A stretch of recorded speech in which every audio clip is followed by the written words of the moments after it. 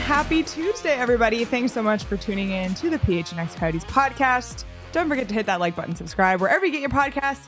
Leave us a 5-star review. I'm Leah here with Craig. Petey will be calling in a little bit later. We have Danielle behind the Mac, but that's okay. We have a fill-in for Petey for now because there can never be two Petes at the same time. It's Pete Blackburn of What Chaos. Thanks so much for joining us. It's been a while, it feels like. It has. Thanks for having me. Glad I'm still allowed back on. Yeah, I mean, you had to sleep off that insanity that you guys pulled off. We'll ask you about that in a minute. But I was looking at the thumbnail. I don't know if you saw the thumbnail with Ovi on it. Ovi looks really old, doesn't he? Like, Ovi looks older than I do. He looks like he's in his 60s. He's looked old for like 12 years at this point. I feel like there was just in his 20s, there was a point where he was just like, you know what? I'm not fighting the gray hair. This is me now. And he's looked like he's been 45 years old for the past 10 years. Yeah. That's true. That's very true. Well, we need to ask you about the 24-hour live show. I know it was a while ago now, but we were hyping it up. I know a lot of our listeners tuned in. Do you finally feel recovered from that 24-hour live show, and how was it? It was great. That's not my first 24-hour live stream, so that was my third one. Wow, Sean and DJ. Sean and DJ haven't done it before, so I was the one who kind of convinced them, and I was like, it won't be as bad as it sounds. And it never is, especially when you have a lot of stuff to go through and you've got people in the chat kind of helping you along, making you feel like you're not alone in the endeavor. And luckily for us, it was like an all-time chat day during the 24-hour stream. Chat was incredible, even through the wee hours of the morning. So we had a great time. I felt like immediately after it was over, I was like, this is going to be a seminal moment in the podcast's history. So very glad that we did it. It did take me 2 or 3 days to recover. Why have you done this twice before? During the pandemic, I was doing a lot of Twitch streaming, and I was kind of really, really pushing that. And apparently doing 24-hour streams is a good way to get people to tune into your Twitch channel to watch you suffer. And so I did that 2 times, and it was both very fun and very fruitful with subs and donations and all that stuff. So it's an experience for sure. Did you feel like you had to coach them then, since you've done this before? Here's what to look for in hours 6 through 12. And so not really, because I didn't fully know what to expect. This was the first time that I was doing a 24-hour stream without the help of video games. Video games help kind of lock you in, and you did have Bop It though. That was one of the highlights of the stream, honestly, that I did not see coming. DJ picking up a Bop It the morning of the stream, and then having it become an integral part of the stream. I was terrible at Bop It. I'm going to need to practice. Actually, we did make the gentleman's agreement, that we can't play a single round of Bop It until next year's trade deadline stream. Hopefully I'll have a stronger performance. That's awesome. Oh, man. All right, Craig, let's get into the hockey talk. Yeah, we'll do a little hockey talk, and then we'll get into movie talk, because, we know Pete is a big movie guy. It's been too long. I feel like we we should have had you on sooner, but we wanted to be respectful and allow you to recover from. It's been a busy time. In the NHL. So let's check in on the awards. I want to get your thoughts on this, and I have a few names down, and maybe you think you're missing someone obvious. Craig, you're an idiot, so let me add this name. But let's start with your thoughts right now on the Hart Trophy. I've got 5 names down here. I've got Nathan MacKinnon, Nikita Kucherov, Connor McDavid, Austin Matthews, and because I'm a former goalie and I don't give a shit if people don't think goalies should win the MVP, I have Connor Hellebuck here as well. So I want to get your thoughts. I think it's a fine list. I'd say there's 2 guys on there that I would, put massive sort of an asterisk next to. I don't think Austin Matthews gets anywhere near the Hart discussion unless he hits like 70, 75 goals. So I would say that's probably unlikely at this point. I haven't checked what's his goal total at this point. It's gotta be. I'll look it up. I don't think he's gonna hit 75. I feel like we wouldn't stop talking about it if he was that close. Really, 55. He's got 55. Yeah, it's probably unlikely, but if he does, he's going to be in the conversation. And Connor Hellebuyck, I just think you need to have like an out of this world season to be in the Hart Trophy conversation. And Connor Hellebuyck, great goaltender. I don't think he's having a good enough year to override a guy like McKinnon, a guy like Kucherov, a guy like McDavid. Why do you have to have why is that the case? Should we add an award? Should we have like best forward as well to get people off this train of, a goalie can't win the MVP because there's already an award for the goalie who's, by the way, on the ice all the damn time, unlike the forward who wins it and skates like 24 minutes. Listen, I'm on your side that like we all agree that goaltending is probably the most valuable position in hockey, in that if you don't have it, you suck. And if you have elite goaltending, it can cover up a lot of your mistakes. Listen, I'm a Boston Bruins fan. I know very well that goaltending can cover up some mistakes, but it's just like, that's just the way that it is. And I am often in the conversation, hey, we should be considering this guy for Hart. Like when we're talking about goaltenders, but only in a year in which like the Hart race might be a little uninteresting or not have a number of skaters in the mix. This year, I mean, between McKinnon, Kucherov, and McDavid, those three are creating a fascinating race in and of itself. So who's your pick? I would pick Nate, and part of it's that he's always been the bridesmaid, never the bride. And I know that's not how the award works, but at some point it has to be Nathan McKinnon's time. And this year, like, the stats back it up. He's been great. His usage, his deployment in Colorado, they've really, really leaned on those top guys, and they've delivered time after time after time. So Nate has my pick as of right now.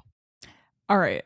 On the subject of goalies, since we just mentioned them, the list that Craig has for Vezina: Connor Hellebuyck, Jacob Markstrom, Jordan Binnington, Thatcher Demko, Jeremy Swayman, and Sergei Bobrovsky. We've got a lot of names here. Yeah, that's more. You're very partial to goalies, clearly. Well, yeah, and I felt partially validated by Pete, but then he was just like, yeah, if the race isn't interesting, we can throw a goalie in there.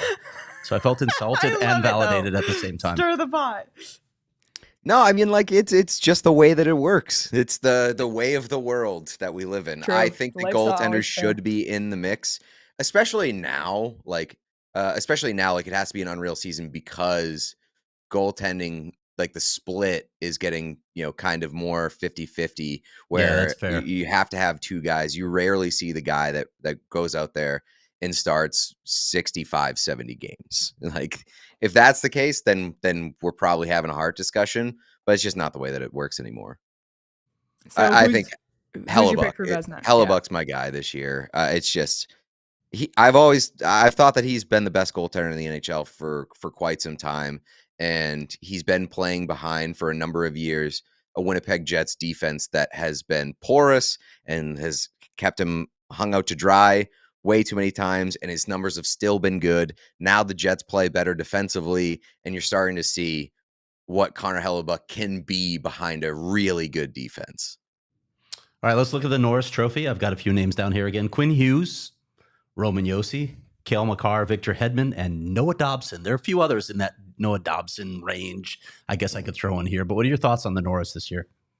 I lean Cale. I know, like, the Quinn Cale debate kind of drives me crazy because everybody loves to pick sides rather than being like, hey, both these guys are awesome. Everybody loves to be like, hey, this guy's better, whatever.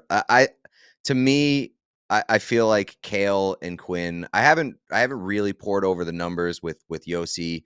I know Dobson has had a real breakthrough year, and he's been awesome for the Islanders, and good to see him take the next step. I don't think he's there yet. Maybe he gets there in the next couple of years. I'd have to really go over the numbers a little bit closer to really hone in on Quinn, Cale, or Josi. But last I checked, I was leaning Cale. Petey, where's Carlson? Petey was a noted Carlson I hater last know. season. Petey really gets in on this guy doesn't play defense, can't be a Norris winner. Yeah. Oh. Petey, by the way, Carlson has 2 S's. Just thought I'd let you know. Yeah. Ooh, Yeah. not 2 L's. Yeah. I mean, Embarrassing. Petey's not known for his Embarrassing. spelling. Sorry, Petey. We're just Good. roasting you while you're not here to defend yourself. All right. Next up is the Calder Trophy, which I feel like at least a week or two ago got really interesting with Bedard out for injury for a while. So obviously on the list, Bedard, Brock Faber, Marco Rossi, Luke Hughes, and we got to mention Logan Cooley as well. But is it still Bedard's, or did Brock Faber do enough? It's not even a conversation. Like, to even bring this up as a possible topic is insulting to everybody involved. I think it's Connor Bedard. It's always been Connor Bedard. The 2 to 3 weeks in which we tried to convince ourselves that Brock Faber was entering the conversation drove me crazy, because He'll be a finalist at least. he's having a good rookie year. He's being leaned on quite a bit by the Minnesota Wild. He's Your playing favorite a lot team. of minutes. I get that, but you don't get credit just for showing up and like logging a lot of minutes. You have to deliver, and his production is nowhere near Connor Bedard's. It's not anymore. Like that 5-point game, I was like, okay, the Calder Which race was so is probably funny over because now. earlier in the night, Craig was like, please no, Bedard. I was thinking, like, if he finishes within 10 points of him as a number 1 defenseman, which is a really damn hard position, and oh, by the way, he's really good defensively, which Connor Bedard can't say at all. Right. I thought he belonged in the conversation. I want to read you this stat, and I don't want to say that I'm like a plus-minus believer. Oh no, I know. I'm not. I was plus-minus before is, you is, even it's a bad started this stat. point. Before you even started this point, I was going to bring up, once you stop talking, the people that talk about Connor Bedard's plus minus can go to hell.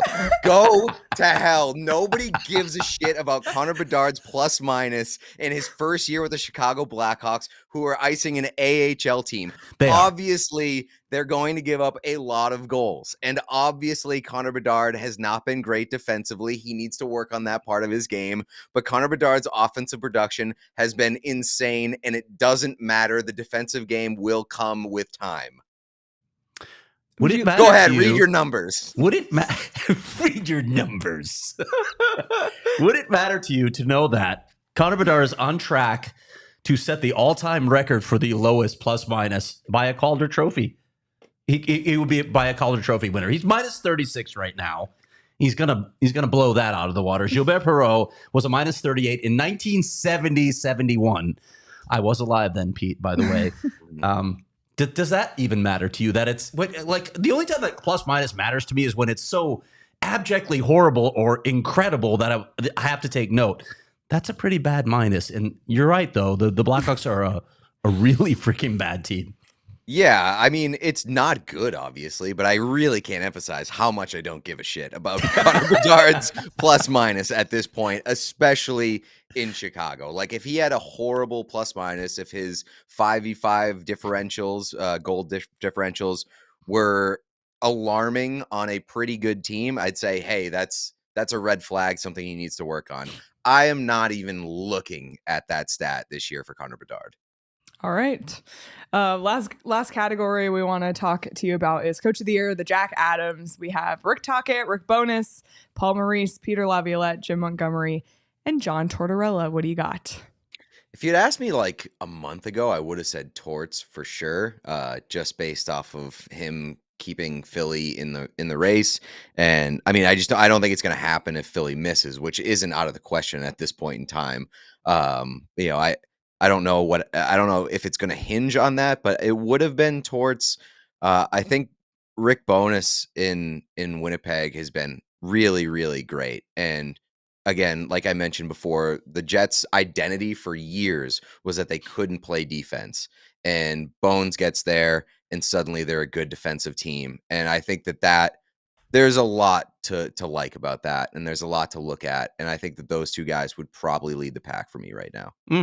It's interesting with what Tocchet's done, gotten Vancouver from they were not a playoff team last season, and I had my doubts whether they would be this year, and here they are challenging for the President's Trophy. Yeah, I mean, so that I like Tocchet a lot, and if he wins, I wouldn't have any problem with it. But I think when you look at Vancouver my argument would be that they've had a lot of great players there for a while that were underperforming. And, you can give credit to Tocchet for getting the most out of them and getting them back on track. But I always looked at Vancouver as a team that was disappointing rather than a team this year that's like, oh wow, they've like arrived. It's if we're gonna give credit to, like, the Jack Adams always falls and comes down to the coach on the most surprising team, Right. and I don't consider the Vancouver Canucks to be the most surprising team this year. Does Montgomery not get enough love for that reason, even though he lost two really important players? Yeah, I mean, Montgomery's a really good coach, and I think that he should get a lot of credit. I don't know. It's, again, the Bruins are surprising, but they're not that surprising, right? And I think a lot of it comes down to stuff beyond Jim Montgomery. Like, it's the culture that was established in Boston before he even arrived there.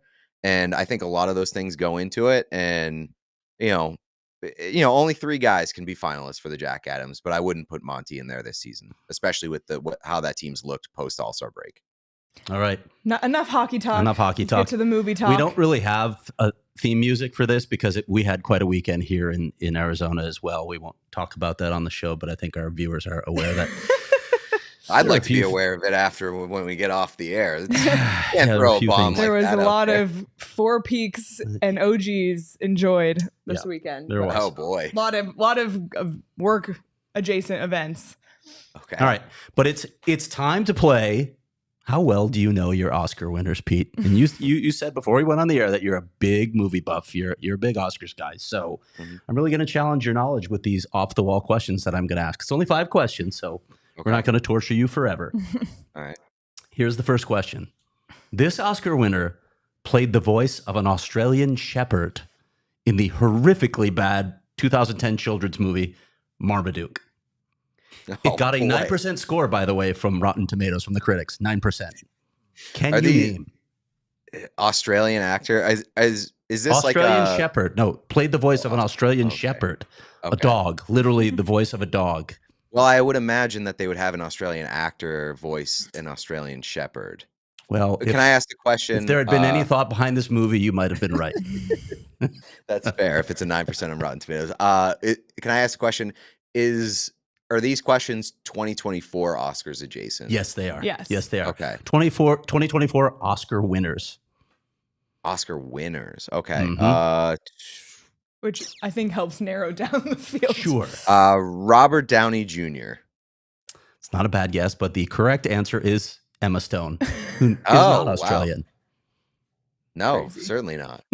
I didn't even know that movie existed, Craig. Well, I'm a father, so unfortunately I had to sit through some good movies, Marmaduke's near the bottom of my list of movies that I watch with my kids. Go ahead, Craig. You want me to read them all? Okay. This Oscar winner played the schizophrenic role of both John and Emma, whom the character convinces other people are actually married in this 2010 film, Peacock. This is insane. Guys. This is insane. No clue. I'm going to go Robert Downey Jr. again. You're just going to stick with him. Hey, you got the right. Eventually, you will be right. Movie. Yeah, right. It's Cillian Murphy. Okay. I've never heard of half of these things. I went deep in these. Oh my God. All right. This Oscar winner made his debut with the 1 hour and 9 minute 1998 neo-noir crime thriller Following. It's a story about something that I actually do. Follow strangers in broad daylight or darkness to gather writing material. This one's Robert Downey Jr. for sure. I feel it in my bones. Damn it. It's Christopher Nolan. This was, I think, his directorial debut, actually. Oh, okay. I didn't hear you say the director, If but I that said makes director. I mean, yeah. Okay. There's only one choice. That would have been hilarious if it was Robert Downey Jr. But hang on to Robert Downey Jr. Hang on to that. Okay. You have a 1 There in we 2 go. shot of getting it here. This Oscar winner one-upped Whoopi Goldberg with a Tony nomination for her role as Oda Mae Brown in Ghost the Musical. I don't think this is Robert Downey Jr. You are correct. Shoot. Now I can't even. Who won Best Actress this year? Emma Well, Stone. Emma Stone did. It was Emma Stone, yeah. Best I'll even tell you Supporting this. This is Actress. Best Supporting Actress right here. Best Supporting Actress was Divine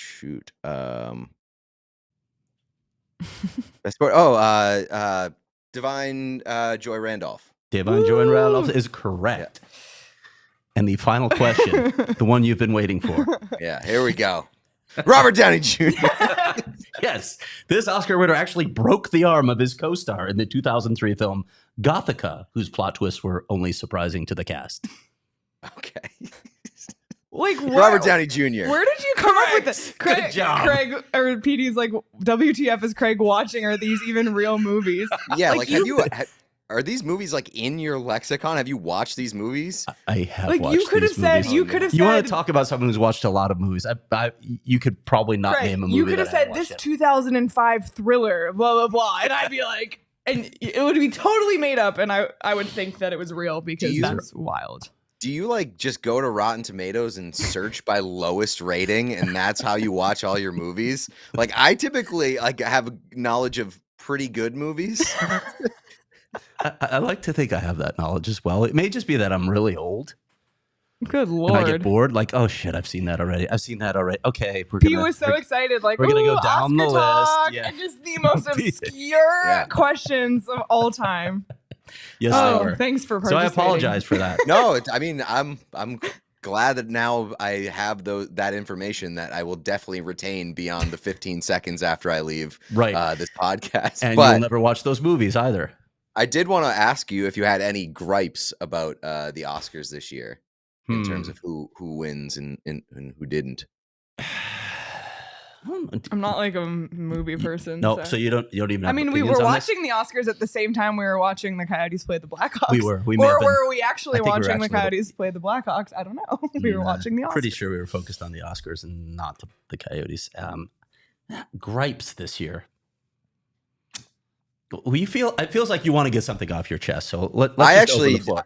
I actually don't. Like that was my point. Is that every year I find something to complain about and be like, oh, these idiots don't know what they're doing. And this year I had zero complaints and like zero surprises. Really, it was kind of a boring Oscars in the sense that like Oppenheimer was one of like the best movies of all time, and you figured that it would kind of clean up, and it did. And I think that they got pretty much all the awards right. So I was very, very happy and satisfied. The only thing I would say, like, I think the type of role that Emma Stone played, it's sort of easy to win for that sort of role. You know, when it's so outside the norm. Mm-hmm. I don't know if you saw Anatomy of a Fall. Sandra Hüller was freaking unbelievable in that role, and I thought that was an Oscar-worthy role. I'm not saying Emma Stone didn't deserve it, but that role was incredible. Well, I mean, if anybody came away as a big winner for me this year, it was Sandra Hüller because I think she could have been nominated for Best Actress twice. Yes. Because Anatomy of a Fall and The Zone of Interest, she was great in that. Zone of Interest was an incredible movie. It was. So, a good year for movies. Yeah. Unfortunately, there was just like one at the top that was one of the best movies ever. Yeah. Oh man. All right. Well, no more 24-hour live streams till next year. But what do you guys have coming up on What Chaos Pete? We're planning some more streams because we had so much fun during the 24-hour one. These ones will be much briefer, but we're gearing up for the playoffs. We have a few guests in the pipeline. I think we're gonna go back to the Bruins soon. So that's a little tease. We've got a couple guys that we're excited to talk to. Yeah, we're back on the guest train and gearing up for the playoffs. So awesome. I'm very excited for some playoff hockey. Cool. Well, thanks so much for joining, Pete, and we will talk to you soon. Absolutely. Thanks for having me. All right. Thanks, Pete. Yep. Awesome. Well, be sure to check out what? Petey. I know. What the fuck I know. is Craig watching?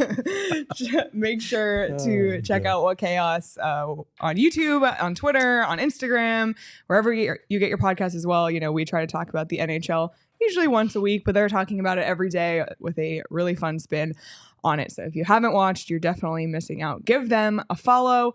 but also make sure you're becoming a PHNX diehard over at gophnx.com/diehard, because not only do you get 20% off on merch, 20% off on events, access to our diehard only content on the Which site. sometimes we give away for free. By accident.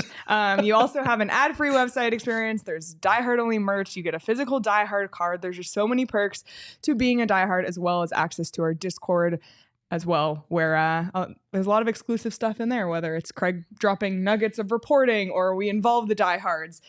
All great reasons to become a diehard. And it's the best way to support us here at PHNX as well. So become a diehard today. We are going to be using Prize Picks very soon as a group. We have a watch along coming up in early April. So in preparation, everybody should download Prize Picks because we're going to be doing them together on that date. And Prize Picks, it's the largest daily fantasy sports platform in North America, which, you know, there's only 1 month left of the regular NHL season. Mm-hmm. So you gotta, you can't do a full season fantasy now. Let's do daily fantasy.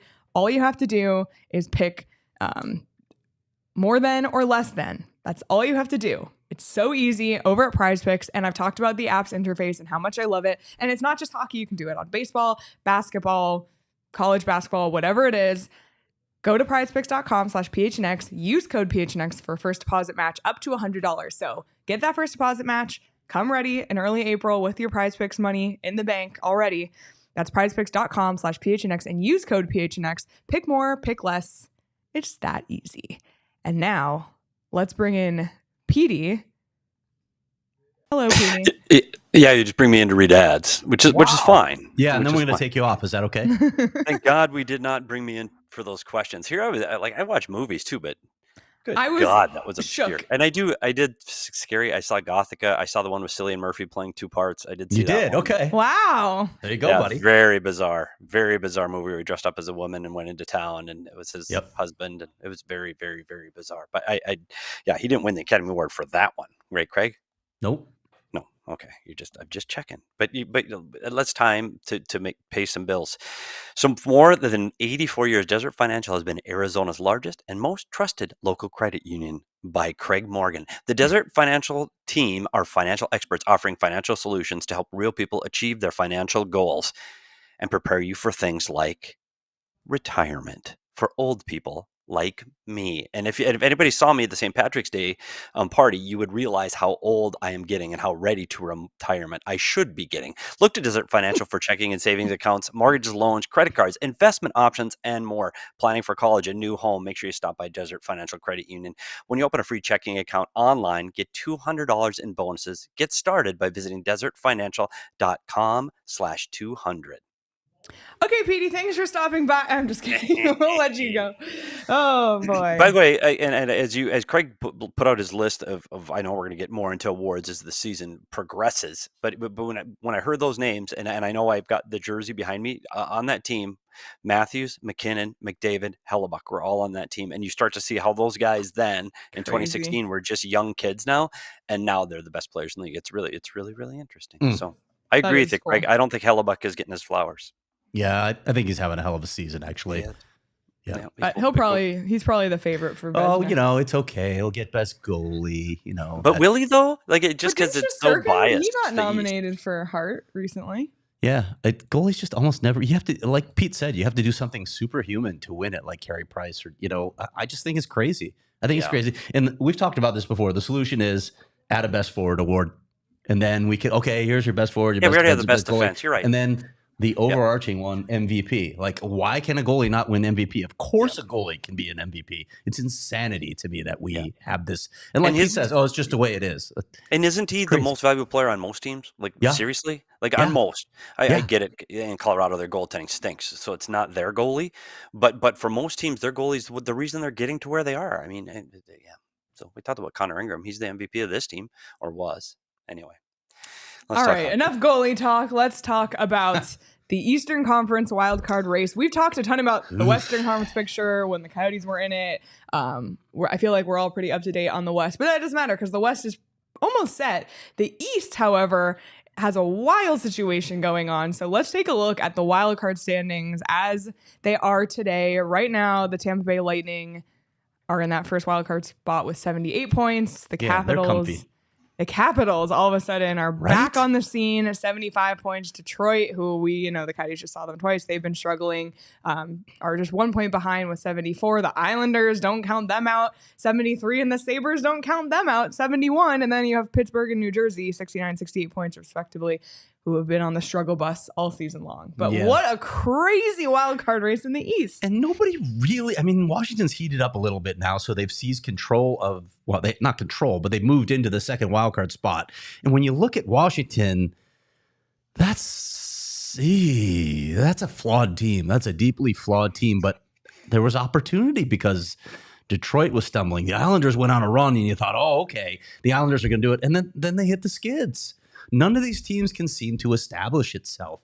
So I don't know if you want to put up these graphics right away, but I did a little research looking at, let's look at goal differential, because you saw the obscene goal differentials for Washington, and these are the worst goal differentials since the 2004-5 lockout, right? In the salary cap era, these are the worst goal differentials for playoff teams. Florida right there at the top with -24, but then you're talking about -13 for the next closest team. Can we go back to the standings for a minute and look at where Washington is right now? They're -27. The Islanders, -20. That's insane. The Capitals are in a playoff spot right now. That's insane. And let's go to the other graphic now for the lowest point totals in the salary cap era for playoff teams. There they are. 3 teams in the salary cap era have finished below 90 points. Right now, the Capitals, who, by the way, have a really tough schedule coming down the stretch, they're on track for 91 points. And then the next 2 teams are on track for 89. So we could have a sub-90 team in the East. Weren't we talking about the Eastern Conference being the deeper, more powerful conference at the start of the season? Are we talking about that anymore? Yeah. Here, I'm going to go deeper in some of these numbers too. Okay. What really happened to all of these things? There's 2 stats. One is how horrific the Detroit Red Wings have been over the last 10 games. And when you go take all of these teams, and I went back to you know how I like to have February in my standings on my internet. So I went back to that standings, and really very, very, very little has changed. Even when you go over the last 10 games, Washington, Tampa has 13 points. Washington has 12. Boston, Florida, 14, 13. They're all around that 13, 14 range. The only one that's the anomaly is Detroit. They have 4 points over their last 10 games. If they can be even average, Washington's not even in the discussion for this. And the other thing that's interesting, we talk about Buffalo back in it. Buffalo's back in it. Well, you go back 3 weeks ago, Buffalo was 11 points out of a playoff spot. 11 points. But Boston played the fewest games. Now they had 2 games in hand on Tampa, so they had to catch up. And now they've played 2 more games than Tampa, and they've closed that gap from 11 to 4. But wait till Tampa plays 2 more games, and that gap may change. It's a mess, and there's a couple other things to look at here. The Philadelphia Flyers were a team that was on a tear. I was talking about over the last 10 games, teams getting 13, 14 points. The only other one that's significantly different is Philadelphia. They've got 9 points over the last 10 games, and you're seeing them drop, and they're also seeing them negative in the plus-minus. They're -6. So if you take all of these things into account, and I'm a big plus-minus believer in goal differential. I'm huge. Like that's the demarcation line. And well, no, not on plus-minus for players, but plus-minus for this. And the 2 that are in the East right now that are out of a playoff spot that are positive in goal differential are Detroit and Buffalo. And you look at them, Washington, statistically, I don't know how Washington makes it. Like a -27, you just don't make it. Philadelphia can turn that -6 around into an even soon. But you're right, Craig. It's just waiting for someone to take hold. And the last thing I want to say is it is very, very, very hard to jump over teams. And again, Buffalo has 13 points over the last 10 games. Oh, Buffalo's playing great.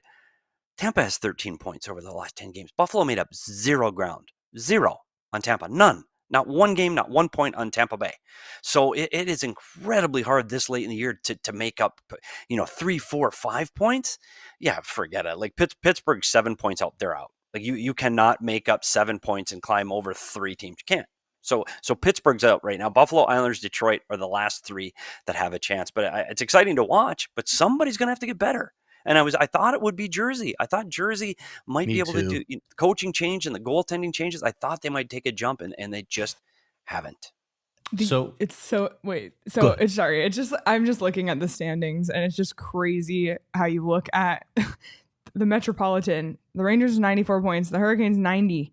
And then it's Philly with 76. Like nobody is even close to those teams. And honestly, like Philly's lucky that they're in the Metro because then you look at, Tampa with 78. Like they would, if the playoff format was different than this, like I always think about if the playoff format was still 1 through 8 and how different things would be. And if it wasn't Yeah. by division, Yeah. it's just crazy the drop off. And even in the Atlantic, the Bruins with 95, the Panthers with 94, the Leafs are at least in the mix with 85. But then again, it's like, that's a huge difference to Tampa Bay at 78. It's just a very interesting situation. The Washington Capitals, according to Tankathon, one of our favorite sites, have the second most difficult schedule the rest of the season. Their teams have the teams they play have a combined winning percentage of a points percentage of .593. That's tough. So when you look at the teams that are in the mix, Buffalo has the 5th most difficult schedule, and then it drops quite a bit. Jersey is 10. Detroit's all the way down at 14. The Islanders are at 16. So, I mean, even though Washington has climbed into that spot for now, I mean, if you look at points projections, if you look at Dom Luszczyszyn's point projection, he still doesn't have Washington in the playoffs because they're going to hit this tough portion of their schedule. We really could be looking at the 4th team in the salary cap era under 90 points in the playoffs. That's crazy, and I just want to have Toronto fans tune in. You're playing Florida or Boston in the first round. Just keep that in mind, Toronto fans. Yeesh. Florida or Boston in the first round this year, and it ain't changing. That's it. You're getting one of those two because you're not going to fall far enough to get down to the wild card. So you're on the road to Boston or Florida. Good luck. So you want to play in round? What do you think? I know you don't like the play-in round, right? You look at this East right now, you're like, why on earth would we let these teams in? Yeah, like you're talking about basketball Yeah. goes down to the play-in round. I it's hard. You play 82 games. You should separate yourself during those 82 games. Like, let's face it, the Coyotes went in 2020 to the bubble and got into the quote unquote playoffs. They had no chance. They were out of it. Like, there was no way they were climbing back into that playoff race, and yet they get in and then get embarrassed by Colorado. I don't love it. I figure you're in or you're out. I guess if you leave it, maybe playing the last 2 teams, the wild card teams. I mean, maybe make it a 4-game race. Maybe. I don't love it though. I do like Leah's answer of, I really do like the 1 through 8, and I don't know when it changed to this division. It's been a long time now, and the intent was to create these rivalries. But what you do though is you create a team by having no chance to move around. It's kind of like when you had Calgary and Edmonton in the same division, and they always had to play each other, or Winnipeg had to play Calgary or Edmonton in the first round. You're done, even when they had really good teams. So I'd like to see this go 1 through 8. I really would. I think that would mix things up, and it's. They did it for travel and proximity and rivalries.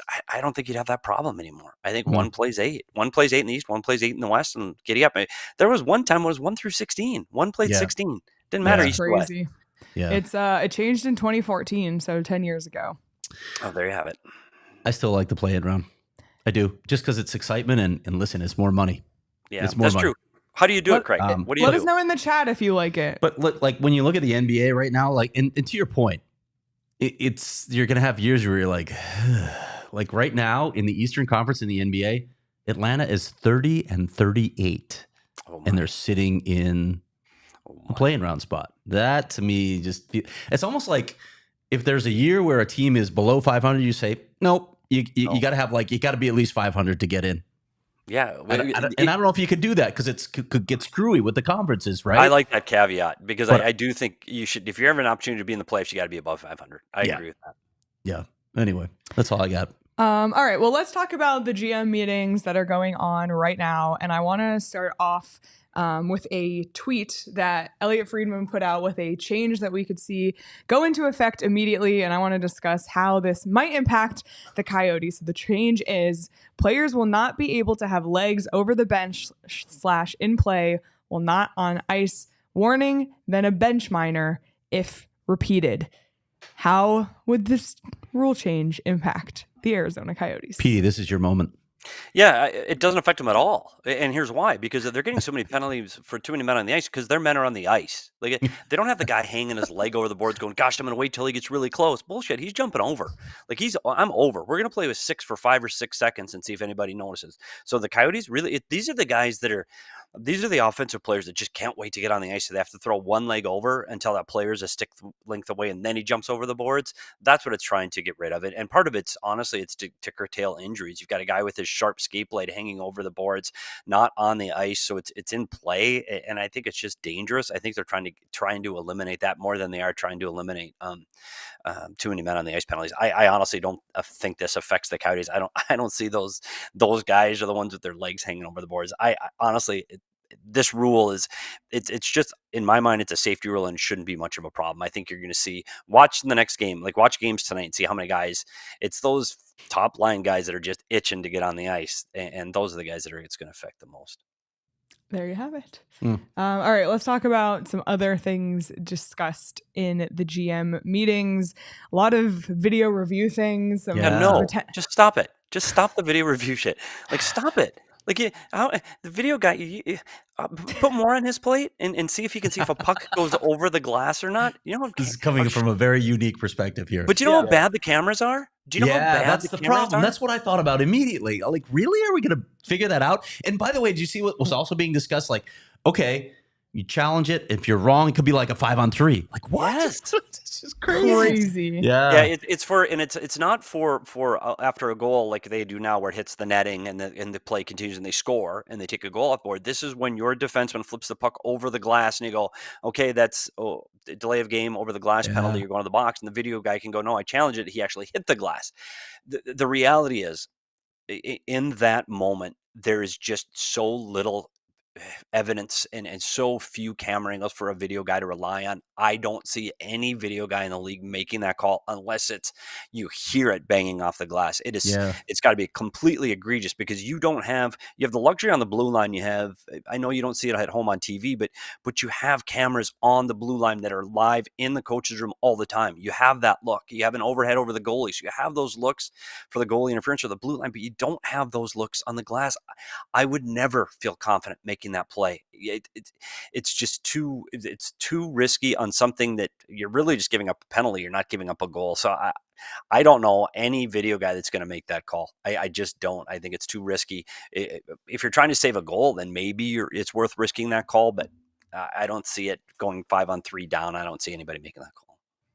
What else was discussed, Craig? Well, I'm curious about the Department of Player Safety. I don't know if you guys saw the interview with Danny Briere. I didn't. There was a bunch of questions like, well, it was good to get an understanding of how they do things, how they make their decisions. And I kept waiting for the follow-up question, like, so do you agree with how they make their decisions? And it never came. I was just like, can we go a little deeper here? And I'm not even sure that people are going to say that on the record in an interview of that, of that type. Like, right after a game, somebody might be heated and say, yeah, it's garbage. I hate, this should have been a suspension. But when GMs calm down or coaches calm down, they usually don't go there. I'm still curious if people think we have consistency from the Department of Player Safety. And I don't know, Craig. I'd like to think it's getting better over time. I'm not convinced. Yeah. And I know that this game is played at such a high speed, and it is so dangerous when they're playing at these speeds. And I look at the most recent suspension that I saw was that Matt Rempe in New York, where they elbowing on Siegenthaler. Rempe was a marked man because of all the fights he'd been in, and he's been hurting people with his hits. The truth is, he's just too damn tall, and he's too tall, and he's not quite as an efficient a skater as he probably could be. Siegenthaler tried to get away from him, and he reaches out with him with his arm. Unfortunately, it's his elbow to his head, and he should get suspended. I guess the point is, again, is that a 4-game suspension because I'm too slow? I don't know. Yeah. I'd like to see, like, almost like a chart, right? Like, here are the factors that and you put all these together, and here's how you arrive at this number. But I do feel like a lot of times it's subjective, and then a lot of times you'll see a hit where you're like, man, you got to take that out of the game, and then you get the default where guys who played the game say, "Well, you didn't play the game, you don't understand." Yeah. I'm like, yeah, well, I didn't play it at this speed. You're right, but I can still look at something and judge it to be suspendable. So I disagree with you. And if I go back to if we're really concerned about the safety of the head in particular, enough. All right, there's so much contradiction in the game. There's so much blatant contradiction in the game when it comes to head injuries, and that part more than anything I think troubles me. One other subject to be discussed is LTIR. Right. And this one sounds like it was very secretive. Like, oh, we're not going to talk about it now, but we may bring it up in the future. I don't believe anything's changing about LTIR. I really don't think the GMs want to change it because they see like, oh, when you get that opportunity, this is a way around the cap. And I don't even want to phrase it that way because then it sounds like, okay, they're circumventing the cap. No, they're not. This is in the rules. It's in the rules. It's okay to do this. If they all want to change it, okay, we won't have this anymore. And maybe there should be some modifications made to LTIR for the playoffs so that we don't get these extreme cases like we see with Vegas or Tampa. But until I see a groundswell of support from the GMs, I'm not going to believe that it's going anywhere. Yeah, it's here to stay. But what I find interesting is Vegas isn't secure in a playoff spot right now. They're sitting on the second wild card right now. What if they miss? What if you miss and you had Mark Stone and all these guys that hurdle on LTIR, and you just wasted a bunch of money because they're going to come off. Like, you got to pay them. So it's going to be interesting. I still think they'll make the playoffs. And actually, I think they're going to take over LA. And I think they're going to finish third in the Pacific, which isn't a great deal either because then you get to play Edmonton. But you're right. I think GMs want a way to circumvent the cap, especially with teams that are willing to spend money. We said this, Craig. Over half the teams in the league spend more than the cap. Over half the teams in the league. So no one's trying to get rid of this anytime soon. I don't see it going. And teams that would fight for it, teams that don't spend to the cap, well, they're in the minority. So I just don't ever think that's going to change. Yeah, and you know what Vegas would do if they miss the playoffs this year? They'll turn around and do it again next year because that's Bill Foley. That's who he is. They're trying to win. Yep. Trying to win. They're in the playoffs, though. They're going to be in the playoffs, and they're going to be really good because Aiden Hill's playing great. They're just struggling a little bit right now, but I look for Vegas to overtake LA, and it's be interesting to see them play Edmonton in the first round because then I think McDavid's out. Speaking of trying to win, March Madness kicks off this week. I cannot wait.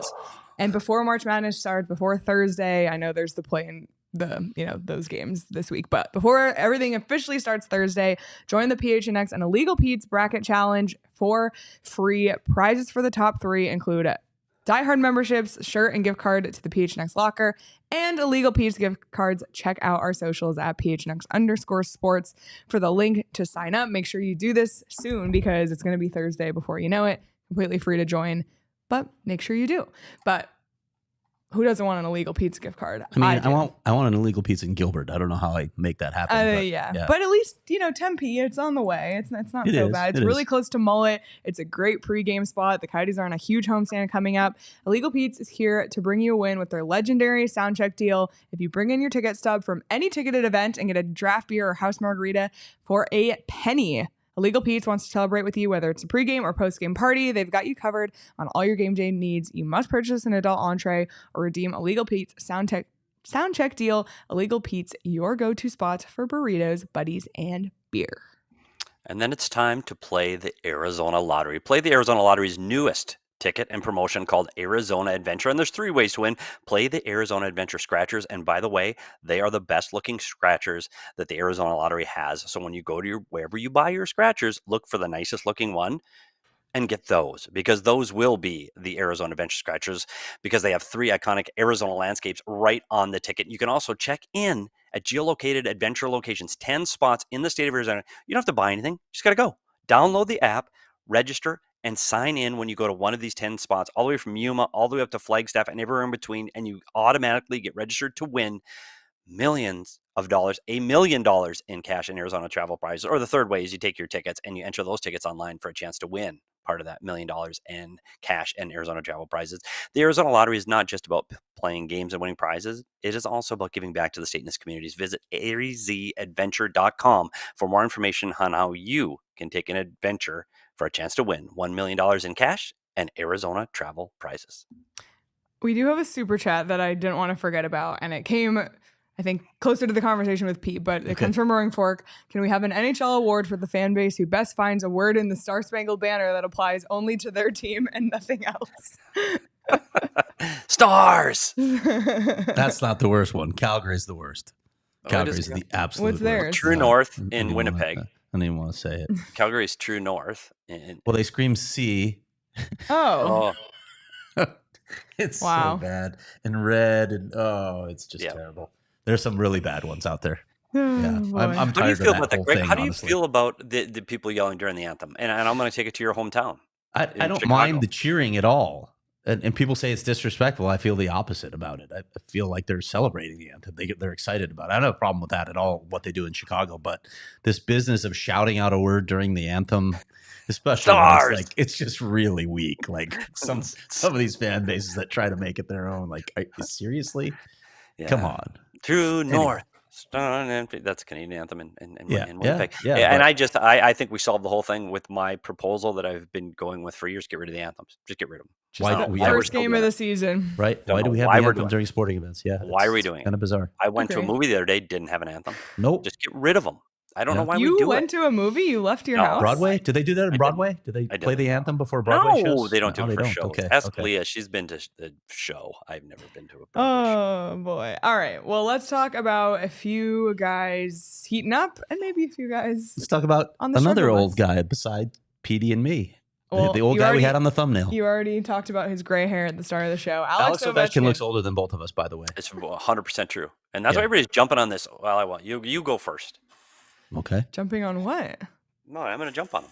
I'm Okay. just- Okay. Go ahead. Craig Alex said it. Ovechkin became the third player in NHL history to record at least 19 straight 20-goal seasons. The other players, Gordie Howe with 22, And did you guess the second one? Brendan did. Shanahan, I With did. Brendan 19. Shanahan. 19. No idea.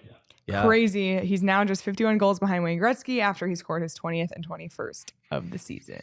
Well, he's got, what has he got? 13, 15 more games this season. What's Mhm. realistic? 7 or 8? 7 more every other game? Is that realistic? Sure. Sure. 6? Sure. 6 or 7. We'll say 6 or 7. So what would that put him at? 6 or 7? About 45 goals shy.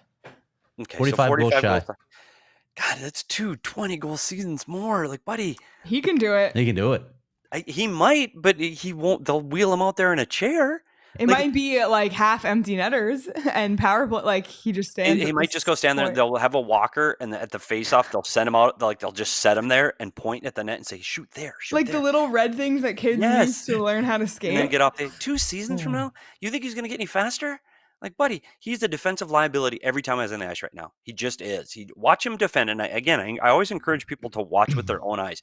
Watch the Washington Capitals and watch. Just sit and watch Alexander Ovechkin in the defensive zone from the blue line in. Just I don't care where the puck is. Watch Alexander Ovechkin. You watch him defend and tell me he's a guy that's turning a wheel. I like he's a liability. They don't care about winning right now. And I know they're in a playoff spot right now. They're not making the playoffs. And he might get 5 more goals, but they're not making the playoffs. Their whole goal right now is to get Alexander Ovechkin this record. That's it. This whole franchise is built around that right now. Get him the puck, put him on the ice as much as you can. Every ozone start, every PP start, play 2 minutes on the power play, even though he won't turn a wheel. Or it's going to be harder than people think. 20+ goal seasons right now as he gets older is going to be very, very hard. I still say he does it. I say He does it. too. Well, he's not going to retire unless there's a devastating career-ending injury, and even then, I think he would try to play through it. I think he will get it just because it's become to the point where he has to get it. And it's funny because if Wayne Gretzky would have played to the point of exhaustion and just played offensive zone faceoffs, and just I wonder what he would have done. But having said that, Gretzky also played in the era in the 80s when it was 10-6 every game, so Yeah. it evens out. Well, speaking of approaching records, Connor McDavid, I think he's in the same combo as some of these legends. He's on pace to become the 4th player to reach 100 assists in a season. The names in that group, Wayne Gretzky, Bobby Orr, and Mario Lemieux. Potentially the Mount Rushmore of NHL. Yeah. Crazy. Those first 2 names absolutely are on there. Mario Lemieux is probably on there too. Gordie Howe being the other guy. I don't know, but wow, what company he's keeping. You know what all 3 of those guys have that Connor McDavid doesn't? Stanley Cup? Yeah. Eek.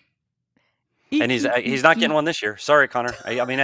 He's not. Again, they're going to play the Vegas Golden Knights in the first round. They're going to be bumped in 5 games, and then everybody's going to I go, "Oh, can't what's wait for the Connor playoffs. going to? What's I know. Connor going to do? What's Connor going to do?" It's amazing what he's doing on an individual basis. Absolutely amazing. But again, look at his offensive zone starts. Look how much ice time Connor McDavid logs for that team. It's unbelievable. He is by far the fastest player in the league, and he's unbelievably dynamic. And that that stat of 100 assists is absolutely mind-boggling and staggering.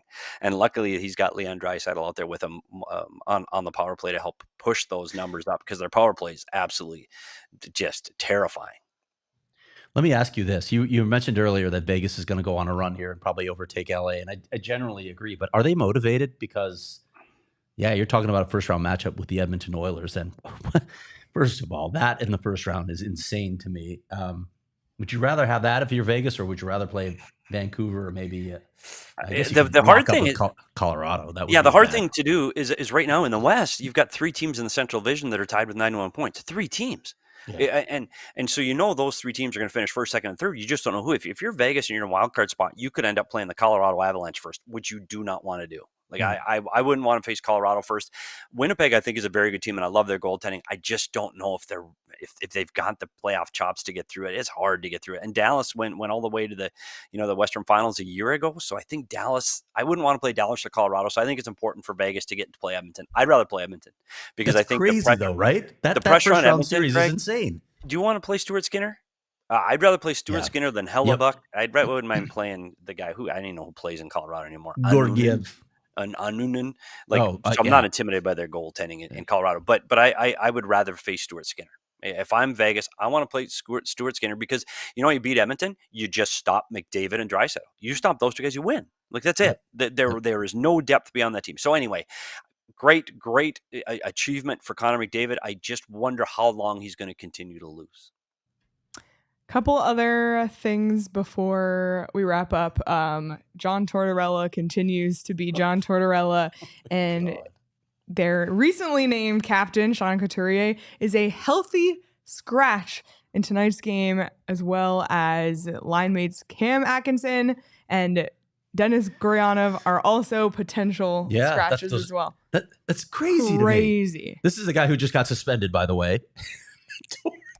Like, I was talking to Charlie O'Connor, our all-city brother over there in Philadelphia. He's like, hey, I had this idea that once we got through the trade deadline, it was going to be smooth sailing. And then Torts is making headlines like every other week. He's benching his captain. This team's battling for a playoff spot. I want to see more from him. It's not like Couturier has been bad. I don't fully understand what Torts is trying to do here. It's crazy. And then Charlie's in the room today. He goes, I can tell you it's not popular in the room. And then Torts sends one of the assistants to do the media availability that day. He doesn't even talk to media. It's so classic. It's Torts doing Torts things.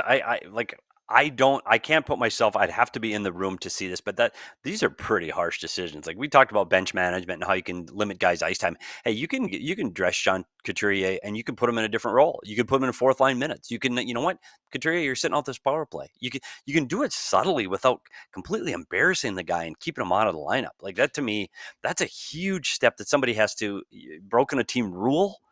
This late in the season, when you're fighting for your playoff lives and a team that didn't expect to be here, and you're right there and you're sitting your captain out, man, I don't know. And you said if it's not popular in the room, then did you miss the mark? Like, I think guys would be okay. We can dress him, but he usually plays, I don't know, he plays 18 minutes tonight. He's going to play 15. He's going to play 14 and a half. Just keep him out of a couple situations. I think that might still be able to send the same message without sitting him out. But man, the last thing you want to do, and I love John Tortorella. I love him. I think he's one of the most honest guys, and I think they're missing that in today's coaching game where you're honest with players. But this decision to me seems counterintuitive inside the room. I'm not sure how this is going to go. And what you need to do, they've played 68 games right now. Watch where they are over the next 5. Like they're hanging on right now. I'm curious if they're going to come out, like if he's thinking, oh, this is going to galvanize the room. Yeah, they're going to hate me. They're all going to be pissed off and they're going to come out with fire. That might be what he's thinking. And he might. He's a good coach. Like he's got to have reasons, but this is what started to happen in Columbus when it was starting to be the end for John Tortorella, when he was sitting out their top players out of the lineup on a nightly basis. I think that's when things started to turn for him here. Again, I'm not in the room. I can't speak to what actually happened or what he's looking for out of this captain or what he wanted out of this player. This is a team that's sliding right now, and they're 2 games away from being out of this playoff picture. And once they're out, I think they're in trouble. I think it's going to be hard for them to climb back in. So maybe he's trying to fire him up and everybody hate me. That's fine. I can live with it. I don't need any more friends. Great. But man, I worry about when you're doing it to a captain. I worry about when you do the leader of the guys in the room. And I'm not sure that that's the best way to go about it. Again, not just my experience, not with this particular team. I think that can send the wrong message and be maybe a little too harsh of a punishment. All right, well, a couple other Coyotes notes to round out the show. Let's first start with, yes, the arena. Arena talk alert. Craig, what do we got? Nothing much. We're expecting, public posting of the auction. I've heard that it could come as soon as tomorrow morning, but no confirmation on that. But obviously, once that happens, then we'll also get a timeline of when the auction is going to be held, and we'll know the important date. So stay tuned. It's coming soon, and I'll obviously be writing about it. We'll be talking about it. All right, that's it on the arena talk. On the ice, the Coyotes are on their way to Dallas as we speak, and tomorrow night they'll face the Stars for the first of two matchups this week. Nick Bjugstad, of course, left the game the other night. The Coyotes emergency recalled Nathan Smith. Yep. Any update on Nick Bjugstad? Nothing on Bugey yet. I thought I'd have an update on him by now, but I'm not sure. So they may go right up to the game. I'm not even sure if he traveled, honestly, on this trip. So we'll find out soon. Of course, Barrett Hayton's still out. So poor Barrett Hayton has no guy of all luck time whatsoever. But Dallas Stars, here we go. Yeah, it's interesting. We're just maybe you'll look at Nathan Smith for the first time in a long time, getting a look at him, a guy that came out of college thinking he might be a guy that was going to crack the lineup. He was right there with Jack McBain. Yeah, and then they came in together, and they were both, hey, let's see which one of these guys takes a step, and clearly McBain did. So let's see what Nathan Smith can do in that lineup. It's not good to go into Dallas missing two centermen.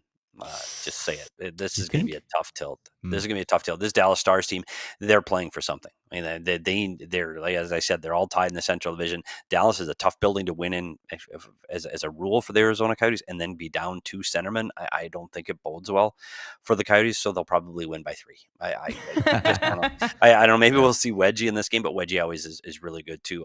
This is going to be a tough week for the Coyotes. They've got Dallas twice in the next 6 days. It's going to be a challenge for them. They're going to play some really good teams that need points, but they've been able to battle against these teams like the Detroit Red Wings and teams that are trying to get in, and they've been able to collect points. So we'll see. We'll see what happens. I do think this is going to be a tough travel week, but the good news is after they get back from this 1-game road trip back to the Central Division, which is ridiculous, after they play this game, they're home for 7, and maybe they can find a way to string a couple of these home wins together. Well, we will have a chance to see the Coyotes take on the Dallas Stars this coming Sunday, March 24th at our PHNX Coyotes Takeover. There's still tickets available for our pregame party at Four Peaks at 3 p.m. before the game. That's at 5 p.m.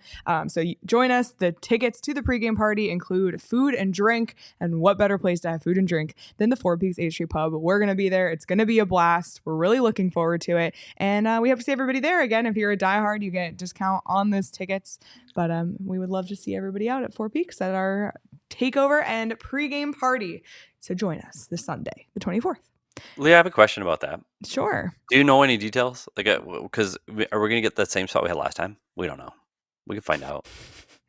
I don't know, because I want to do a Petey's Puck Talk before, because they're playing Dallas tomorrow, and we could take the information from that game. We'll find out, Petey. How about that? We could preview it on Sunday before we walk over to the Mullet. All and right. we could say, here's what to look for in the game against Dallas. Sounds good. If we don't get that area, I'll just walk around table to table like I did last time. Yep. Any final thoughts before we get out of here? I'm good. All right. Well, thanks again to Pete Blackburn of What Chaos for joining us earlier. Thank you all so much for being here live in the chat. Be sure to hit the thumbs up on the video before you head out. And if you're listening later, be sure to give us the thumbs up anyway. And if you're listening on audio, like, subscribe, leave us a 5-star review. It would mean a lot to us. And be sure to subscribe to the PHNX Sports YouTube channel as well, so you don't miss our shows and you don't miss all of our extra content on there as well. But in the meantime, you can follow us on Twitter at Leah Merrill, at Craig S. Morgan, at S. Peters Hockey, at Abrica Danielle. You can follow the show on Twitter at PHNX_Coyotes. Enjoy the rest of your Tuesday, everybody, and we will see you tomorrow night. We all silly like the mayor.